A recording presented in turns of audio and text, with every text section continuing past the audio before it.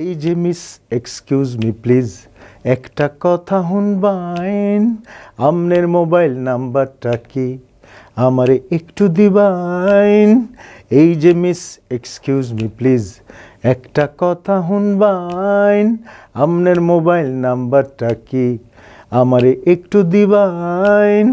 কি যে একটা প্রবলেমে পড়ছি, দুইটা চোখের ঘুম হারাইছি।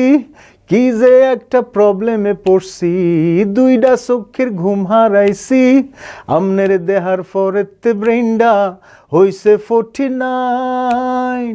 এই যে মিস এক্সকিউজ মি প্লিজ, একটা কথা শুনবাইন, আমনের মোবাইল নাম্বারটা কি আমারে একটু দিবাইন। বাবু কেমন আছেন? জি ভালো আছি। জীবন চলছে কেমন? জীবন তো জীবনের মতোই চলে যাচ্ছে আর কি। সেই চলাটা কেমন? আলহামদুলিল্লাহ খুব ভালো। আপনি এই সঙ্গীত জগতে কিভাবে আসলেন?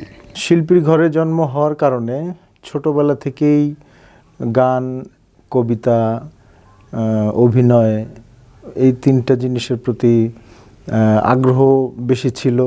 এবং যেহেতু ছোটবেলা থেকেই কালচারাল সংগঠনের সাথে জড়িত, গণসঙ্গীত দিয়ে আমার গান গাওয়া শুরু। গফরগাঁও বেলাল পাঠাগার, পদ্মপাপড়ি কচিকাচার মেলা, সেখান থেকে। আর পাশে ছিল খেলাঘর, তটিনী খেলাঘর, আমাদের গফরগাঁয়ের তটিনী খেলাঘরের মতিন স্যারের হাত ধরে আমার অভিনয়ে শুরু। ছোটোবেলা থেকেই আমি বিভিন্ন জেলা এবং থানা পর্যায়ের অভিনয়ের কন্টেস্টে অংশগ্রহণ করি। আর আমি গণসঙ্গীতে ঢুকি হচ্ছে আমাদের বেলাল পাঠাগার পদ্মপাপড়ি কচিকাচার মেলাতে। সেখানে আমাদের স্যার ছিলেন, স্যারের হাত ধরে আমার গানের শুরু।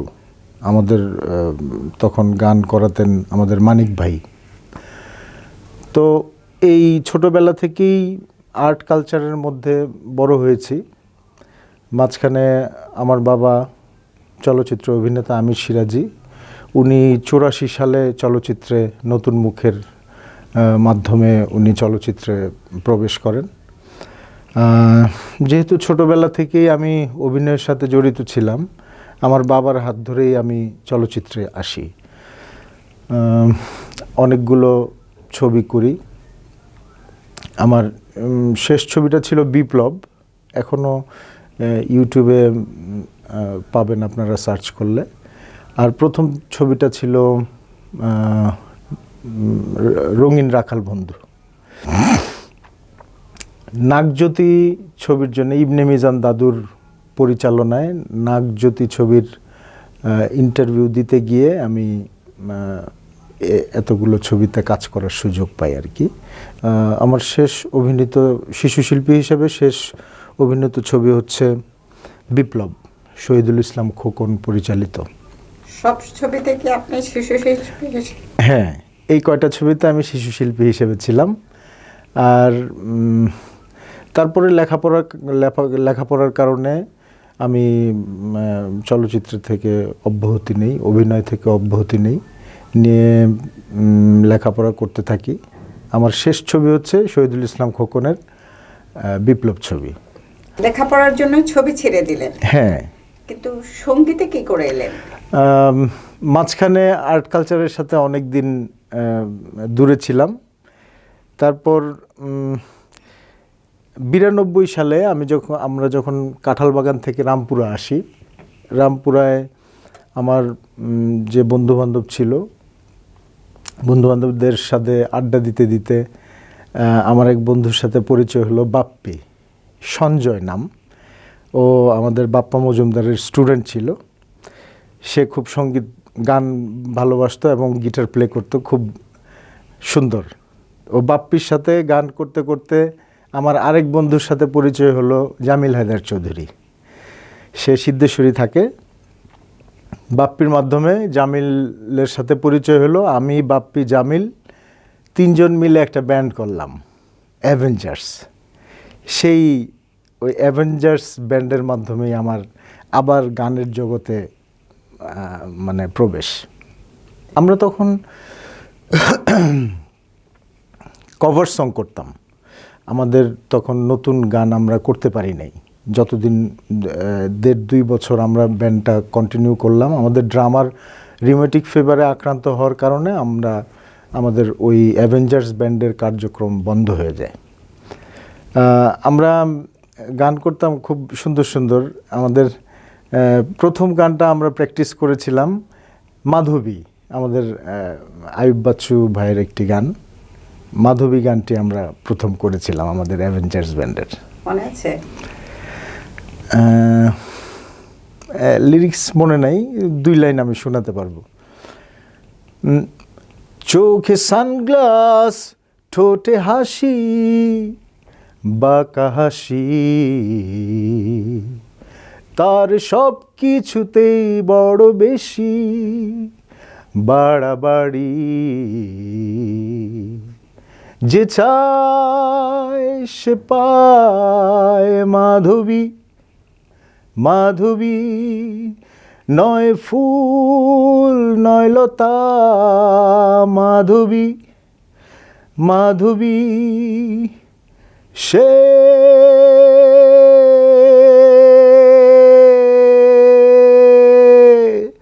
নষ্ট নারী।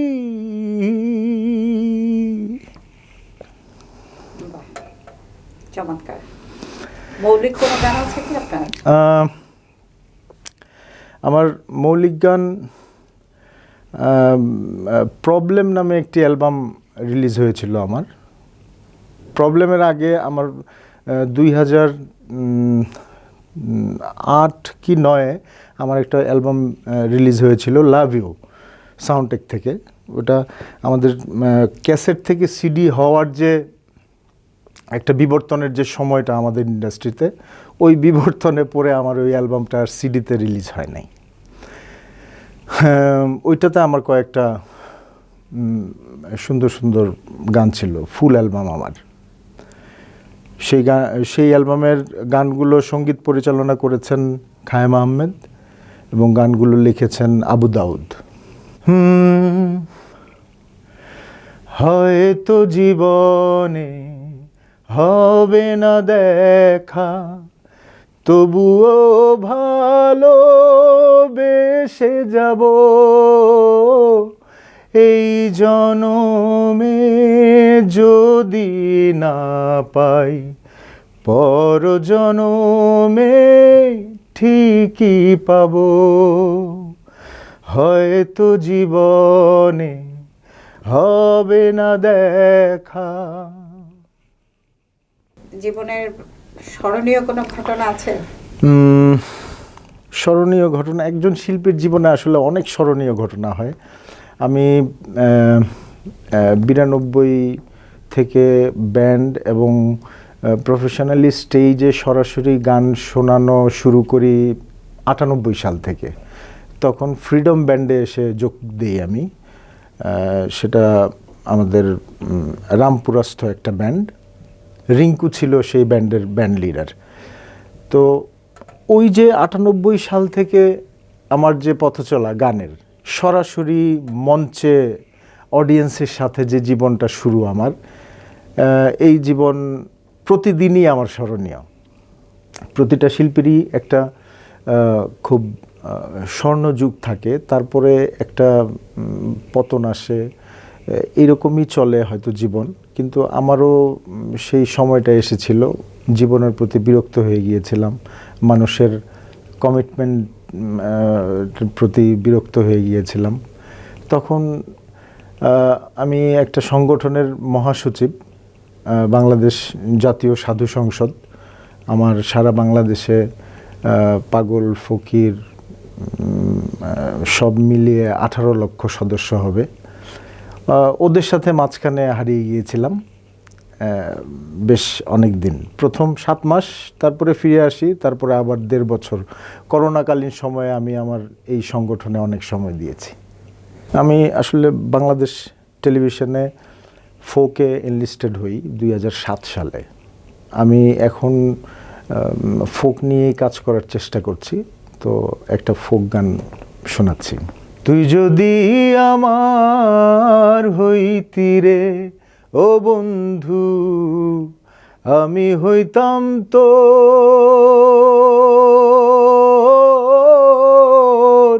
কোলেতে বসাইয়া তোরে, কোলেতে বসাইয়া তোরে করিতাম আদর রে। তুই যদি আমার হইতি রে ও বন্ধু, আমি হইতাম তোর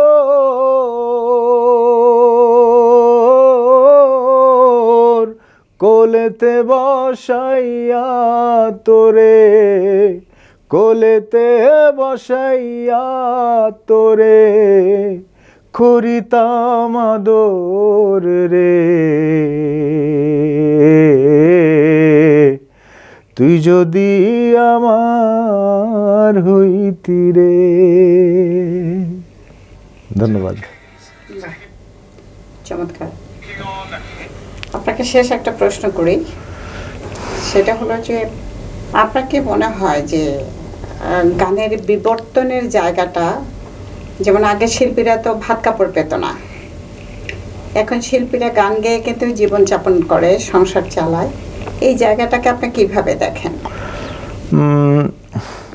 আসলে বিবর্তনের কথা বলতে গেলে একটা ভয় কাজ করে ভিতরে। আগে সরাসরি গানের যে বাজার বা যে গ্রহণযোগ্যতা ছিল, অল্টারনেটিভ ইন্টেলিজেন্সের কাছে, এআই এর কাছে এখন আমাদের শিল্প সংস্কৃতি কতটা হুমকির মুখে, এটা আসলে আমি এখনও নিজেও জানি না। তবে আমরা যারা সরাসরি গানের শিল্পীরা ছিলাম, তাদের যদিও এই ভয় নেই, সেহেতু ভয়ের জায়গা থেকে না, আমরা বোধহয় এআই এর মাধ্যমে আমাদের বাংলা যে সঙ্গীত, বাংলা যে গান বা শিল্প সংস্কৃতির চর্চা, আমরা এআইকে ব্যবহার করে আমাদের এই বিবর্তনটাকে আরও উন্নত করতে পারি, যদি আমরা নীতি ধরে রাখি আর কি, আমরা যদি একজন আরেকজনকে না ঠকাই। তার মানে এখানে ঠকা জেতার একটা ব্যাপার থাকে। ব্যবসা মানেই তো ঠকা জেতার বিষয় থাকবে, যে যাকে যত কম দিয়ে তার কাজ উদ্ধার করতে পারে।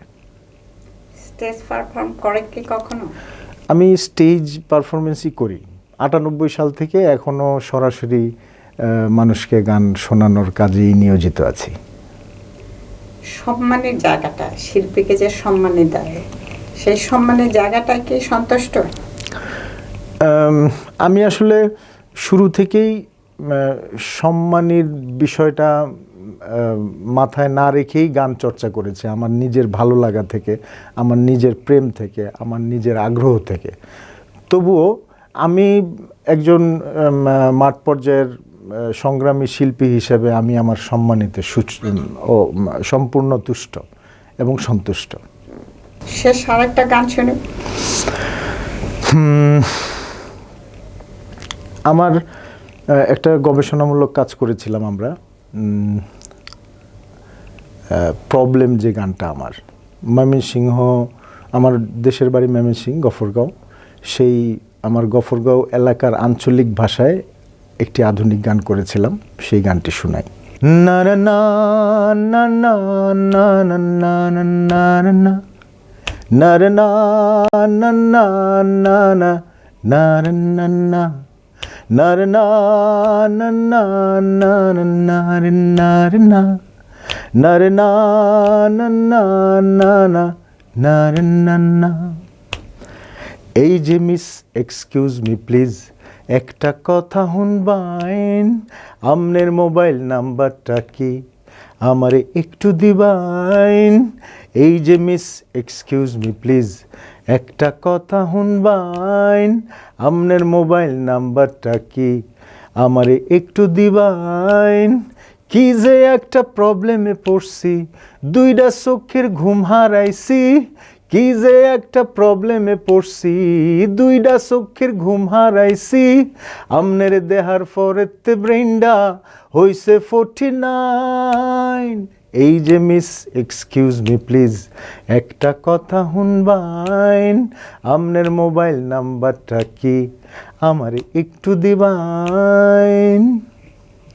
তো ঠিক আছে বাবু, অনেক ভালো লাগলো আপনার গানগুলো শুনে। ধন্যবাদ। ঠিক আছে বাবু, আবার দেখা হবে। অবশ্যই দেখা হতেই থাকবে।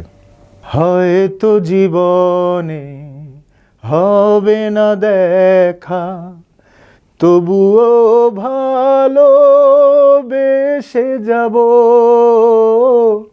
এই জনমে যদি না পাই, পর জনমে ঠিকই পাবো। হয়তো জীবনে হবে না দেখা।